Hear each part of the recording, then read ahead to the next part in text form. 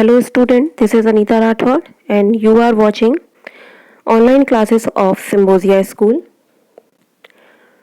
Today we will going to study chapter 2 magnetic effect of electric current, and we cover in this video the topics electromagnet, force on a conductor carrying current in a magnetic field, and third topic is Fleming's left hand rule.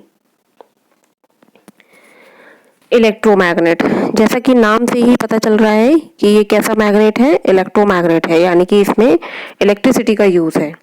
ठीक है, तो electromagnet समझने से पहले हम एक ये diagram जो आपको दे रखा है, आप उस डायग्राम को देखिए। इस डायग्राम में यहाँ पर एक आयरन नेल है। इस आयरन नेल पर एक कॉपर के वायर को सिलेंड्रिकल फॉर्म में सोलेनॉइड की तरह इस तरीके से लपेटा गया है। अब इस वायर को हमने बैटरी से अटैच कर दिया है ताकि इसमें पावर सप्लाई हो सके, और बैटरी के साथ साथ ही हमने क्या लगा दिया, एक स्विच लगा दिया है। ठीक है, तो जब हम इस वायर में पावर सप्लाई करते हैं यानी कि स्विच को ऑन कर देते हैं तो इस वायर में करंट फ्लो होने लगती है। तो यहाँ पर करंट का डायरेक्शन ये होगा, तो यहाँ पर करंट फ्लो होने लगती है। तो जब इस वायर में करंट फ्लो होती है तो ये पूरा अरेंजमेंट एक मैग्नेट की तरह बिहेव करने लगता है। यानी कि अगर हम इस आयरन नेल के पास यहाँ पर कुछ छोटे छोटे आयरन पीसेस या आयरन फ्लिंग्स डाल दें तो ये सारे इससे अट्रैक्ट हो जाएंगे, ये सब इस पर जाकर चिपक जाएंगे, यानी कि ये आयरन पीसेस को अपनी तरफ अट्रैक्ट कर लेगा। तो इससे ये पता चलता है कि यहाँ पर क्या मैग्नेटिक फील्ड क्रिएट हो रहा है, यानी कि ये आयरन नेल क्या लगा रहा है, मैग्नेटिक फोर्स लगा रहा है। तो ये जो मैग्नेट बना है वो मैग्नेट किसकी वजह से बना हुआ है, वो मैग्नेट बना है इसके ऊपर जो हमने वायर लपेटा है उस वायर में करंट फ्लो होने की वजह से। यानी कि इसको आयरन नेल को मैग्नेट किसने बनाया, इस आयरन नेल को मैग्नेट बनाया है करंट ने, इलेक्ट्रिसिटी ने। So that's why we call it electromagnet. तो इलेक्ट्रोमैग्नेट क्या होता है, a strong magnetic field inside a solenoid. ये जो सर्कुलर हम इस तरीके जो सर्कुलर लूप बनाते हैं और उसमें करंट पास करते हैं तो वो क्या होता है, वो एक सोलेनॉइड होता है। Can be use to magnetize a piece of magnetic material like a soft iron when placed inside the coil. यानी कि जब किसी सोलेनॉइड के अंदर कोई एक आयरन का पीस उसके अंदर रखते हैं, इंसर्ट करते हैं, और जब उस सोलेनॉइड में करंट को फिल किया जाता है या करंट को फ्लो किया जाता है तो वो एक मैग्नेट की तरह बिहेव करने लगता है, और इस तरीके से बनाया गया मैग्नेट क्या होता है, इलेक्ट्रोमैग्नेट होता है। If electric current is pass through a wire wound around a piece of soft iron it behaves like a magnet, such a magnet is called an electromagnet. और इस तरीके से जो बना हुआ मैग्नेट होता है उस मैग्नेट को कहते हैं इलेक्ट्रोमैग्नेट। ठीक है, तो यहाँ पर इलेक्ट्रोमैग्नेट बनाने के कई सारे हम ये कहें कि यूजफुल है ह्यूमन बींग्स के लिए, क्योंकि जो नेचर में जो परमानेंट मैग्नेट मिलते हैं वो परमानेंट मैग्नेट इतने ज़्यादा स्ट्रॉन्ग नहीं होते हैं। ठीक है, और इन इलेक्ट्रोमैग्नेट में हम मैग्नेटिज्म को बढ़ा भी सकते हैं और उसको कम भी की सकते हैं। अगर हमें बढ़ाना है तो इसमें हम करंट को ज़्यादा फ्लो करा दें, ज़्यादा अमाउंट में करंट फ्लो करा दें तो ये बढ़ जाएगा, और अगर हमें इसे कम करना है तो करंट की जो अमाउंट है उसको आप कम कर दीजिए। दूसरा तरीका ये है कि अगर हमें इसमें करंट के अमाउंट को डिस्टर्ब किए बिना हमें मैग्नेटिज्म इसका बढ़ाना है तो हम इस पर जो ये लूप्स बने हुए हैं यानी कि जो वायर इस पर बाउंड किया गया है उनके ज़्यादा टर्न्स बना दें। मान लीजिए पहले इसमें 10 टर्न्स हैं, अब हमने बना दिए हैं इसके 100 टर्न्स। इसी वायर के हमने क्या बना दिए, 100 टर्न्स। तो ये मैग्नेटिक फील्ड बढ़ जाता है। आगे आप 12th में पढ़ेंगे कि जो मैग्नेटिक फील्ड होता है बी, वो डिपेंड करता है mu not an I. Mu naught क्या है, म्यू नॉट तो एक कांस्टेंट होता है, और एन क्या है, नंबर ऑफ टर्न्स, आई क्या है, करंट। यानी कि बी की जो वैल्यू है वो एन पर, नंबर ऑफ टर्न्स पर और करंट पर डिपेंड करती है। नंबर ऑफ टर्न्स के थ्रू भी हम बढ़ा सकते हैं इसके मैग्नेटिज्म को, और करंट के थ्रू भी हम बढ़ा सकते हैं इसके मैग्नेटिज्म को। अब यहाँ पर कुछ डिफरेंसेस हैं इलेक्ट्रोमैग्नेट्स में और परमानेंट मैग्नेट्स में। इलेक्ट्रोमैग्नेट्स में जो मैग्नेटिज्म होता है उसको डिक्रीज किया जा सकता है, इंक्रीज किया जा सकता है, बट परमानेंट मैग्नेट्स में नहीं किया जा सकता। इलेक्ट्रोमैग्नेट्स में साउथ पोल और नॉर्थ पोल को हम रिवर्स कर सकते हैं, परमानेंट मैग्नेट्स में नहीं कर सकते। अब इलेक्ट्रोमैग्नेट्स में हम कैसे रिवर्स कर सकते हैं? इलेक्ट्रोमैग्नेट में जब करंट को हम क्लॉकवाइज रखेंगे तो जिस लूप में करंट क्लॉकवाइज है, मान लीजिए यहाँ पर करंट क्लॉकवाइज है, ठीक है, तो ये बनेगा साउथ पोल, और यहाँ पर करंट नॉट एंटी क्लॉकवाइज होगा तो यहाँ बनेगा नॉर्थ पोल। अब आप क्या करिए, अब बैटरी को रिवर्स कर दीजिए, इधर कर दीजिए पॉजिटिव और इधर कर दीजिए नेगेटिव। तो अब यहाँ पर हो जाएगा, इस साइड हो जाएगा आपका साउथ पोल और इस साइड हो जाएगा आपका नॉर्थ पोल। तो यहाँ पर हम चेंज कर सकते हैं, बट परमानेंट मैग्नेट में हम चेंज नहीं कर सकते।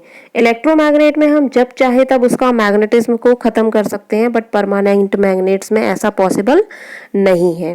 क्लियर? नेक्स्ट है force on a force on a conductor carrying current in a magnetic field. यानी कि एक ऐसा कंडक्टर जिसमें कि करंट है। करंट कैरिंग कंडक्टर का क्या मतलब है कि ऐसा करंट कंडक्टर है हमारे पास, ऐसा कोई हमारे पास आयरन का पीस है जिसमें कि क्या फ्लो हो रहा है, जिसमें कि करंट फ्लो हो रहा है। अगर उस पीस को हम मैग्नेटिक फील्ड के अंदर रखते हैं तो उस पर क्या लगता है, उस पर एक फोर्स लगता है। ठीक है, तो एक फ्रेंच साइंटिस्ट थे एंड्री मैरी एम्पियर, और एंड्री मैरी एम्पियर ने ये सजेस्ट किया कि जब किसी करंट कैरिंग कंडक्टर को किसी मैग्नेटिक फील्ड के अंदर रखा जाता है तो उस पर फोर्स लगता है, या वो फोर्स लगाता है। तो इसको समझने के लिए यहाँ पर आप ये सेटअप समझिए। इस सेटअप में एक स्टैंड के थ्रू एक यहाँ पर आयरन की रॉड यहाँ पर हैंग की गई है, और उसको इस तरीके से हैंग किया गया है कि उसका एक हिस्सा बैटरी के नेगेटिव टर्मिनल से और दूसरा हिस्सा बैटरी के पॉजिटिव टर्मिनल से अटैच किया गया है। तो यहाँ पर एक की का यूज़ भी किया गया है। ठीक है, अब यहाँ पर पॉजिटिव टर्म इधर है तो करंट का डायरेक्शन ये होगा। ठीक है, अब यहाँ पर ये करंट का डायरेक्शन है, और इसके मतलब दोनों साइड में एक हॉर्सशू मैग्नेट को रखा गया है। हॉर्सशू मैग्नेट को इस तरीके से अरेंज किया गया है कि हॉर्सशू मैग्नेट के अंदर वो जो रॉड है वो हॉर्सशू मैग्नेट के अंदर हैंग हो, यानी कि एक साइड उसका साउथ पोल और दूसरी साइड उसका नॉर्थ पोल है। तो उन्होंने ये देखा कि जब इस रॉड में, इस करंट कैरिंग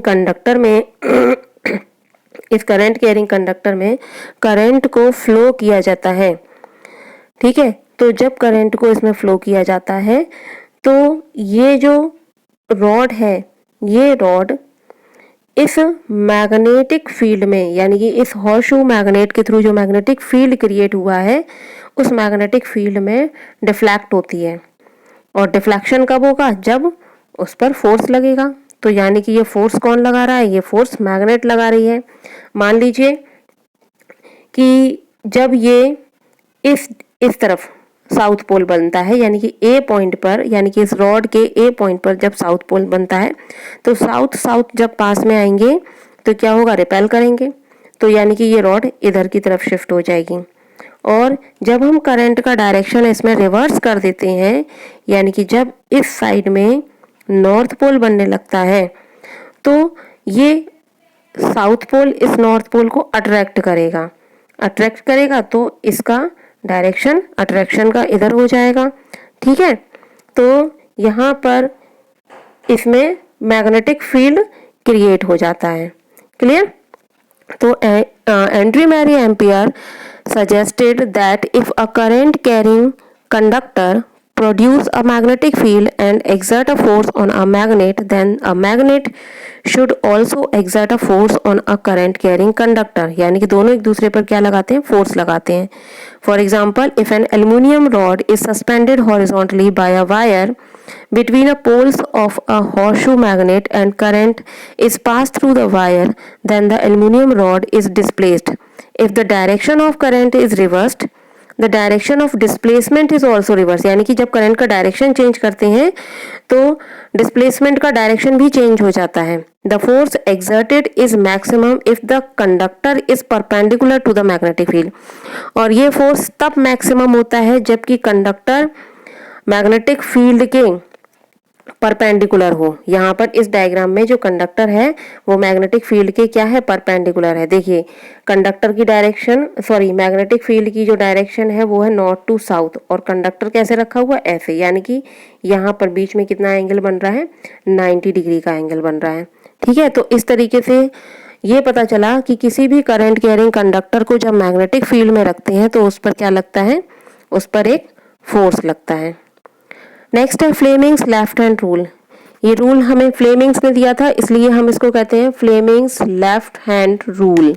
ठीक है, तो यहाँ पर अब आप क्या करिए, आप अपने लेफ्ट हैंड के थंब, उसकी फर्स्ट फिंगर और उसकी सेंट्रल फिंगर को इस तरीके से एडजस्ट करिए जैसे कि डायग्राम में दे रखा है कि तीनों चीजें एक दूसरे के परपेंडिकुलर हो. यानी कि थंब, फर्स्ट फिंगर और आपकी सेंटर फिंगर तीनों एक दूसरे के परपेंडिकुलर हो. यानी कि यहाँ पर ये 90 डिग्री का एंगल बने और ये भी 90 डिग्री का एंगल बने. ठीक है, तो जब हम इस तरीके से एडजस्ट करेंगे तो जो थंब है वो शो करता है, आपका जो थंब है वो शो करता है फोर्स. फर्स्ट फिंगर जो है वो शो करती है फील्ड, मैग्नेटिक फील्ड, और जो सेंटर फिंगर है वो शो करती है करंट. तो इस तरीके से इस रूल के थ्रू हम किसी भी मैग्नेटिक फील्ड में अगर कोई करंट कैरिंग कंडक्टर रखा हुआ है तो उस मैग्नेटिक फील्ड की वजह से उस करंट कैरिंग कंडक्टर पर किस डायरेक्शन में फोर्स लगेगा उस डायरेक्शन को निकाल सकते हैं. ये यूज है इसका. ठीक है, और अगर हमें फोर्स की डायरेक्शन पता है, मैग्नेटिक फील्ड की डायरेक्शन पता है तो हम करंट की डायरेक्शन को निकाल सकते हैं. अब आप इस डायग्राम में देखिए, यहाँ पर ये है एक मैग्नेटिक फील्ड, ये मैग्नेटिक फील्ड है यहाँ पर, और मैग्नेटिक फील्ड की डायरेक्शन है नॉर्थ टू साउथ. ठीक, ये मैग्नेटिक फील्ड की डायरेक्शन यहाँ पे शो की गई है. ये है डायरेक्शन ऑफ करंट. तो जब हम इस तरीके से अपनी फर्स्ट फिंगर और सेंटर फिंगर को एडजस्ट करेंगे तो थंब की डायरेक्शन किधर आएगी, ऊपर. यानी कि इस करंट कैरिंग कंडक्टर पर फोर्स किस साइड लगेगा, इस करंट कैरिंग कंडक्टर पर फोर्स ऊपर की साइड लगेगा. यानी कि इसमें डिस्प्लेसमेंट जो होगा ऊपर की तरफ होगा. ठीक है, तो इसके थ्रू, इस रूल के थ्रू हम निकाल सकते हैं कि किसी भी करंट कैरिंग कंडक्टर में जो कि मैग्नेटिक फील्ड में रखा हुआ है उस पर फोर्स की डायरेक्शन निकाल सकते हैं. और अगर फोर्स दे रखा है, मैग्नेटिक फील्ड दे रखा है तो आप करंट की डायरेक्शन को भी निकाल सकते हो इससे. ठीक है, तो द डायरेक्शन ऑफ फोर्स यानी कि मोशन, जिस डायरेक्शन में फोर्स लगता है उसी डायरेक्शन में मोशन होता है. ठीक है, यानी कि जिस चीज को हम जिस डायरेक्शन में धक्का देते हैं वो उसी डायरेक्शन में मूव होती है. The direction of force of a current carrying conductor in a magnetic field is given by Fleming's left hand rule.